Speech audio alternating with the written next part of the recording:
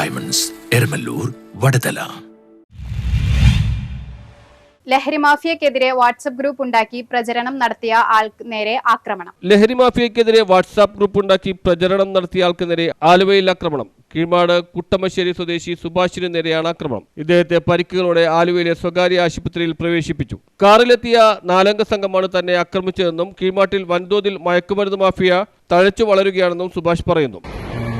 ഞാനവിടെ ഇരിക്കുകയായിരുന്നു തുമ്പിച്ചാലെന്ന് പറഞ്ഞത്. ഞാൻ കഴിഞ്ഞ ദിവസം ഇവര് ലഹരി കച്ചവടത്തിനെതിരെ നമ്മുടെ റെസിഡന്റ് അസോസിയേഷൻ്റെ ഗ്രൂപ്പിൽ, വാട്സപ്പ് ഗ്രൂപ്പിൽ ഇൻഫോം ചെയ്തിരുന്നു. ഇങ്ങനെ ആൾക്കാർ അവിടെ കാറ് വന്ന് നോക്ക്, ഇവരുടെ കച്ചവടത്തിനെ പറ്റി.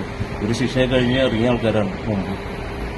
മധുരയിലൊക്കെ 90 ദിവസം അഡ്മിറ്റായിരുന്നു.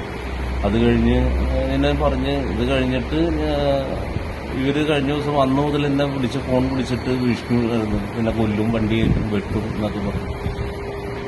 ഇന്ന് ഞാൻ അവിടെ പണിയൊക്കെ കഴിഞ്ഞ് വന്ന് ഒരു ചായ കുടിച്ചുകൊണ്ടിരിക്കുന്ന ഒരു കാറിൽ വന്ന് 4 ആൾ കാറിന് വന്ന് വടിവാളായിട്ട് ഇറങ്ങി.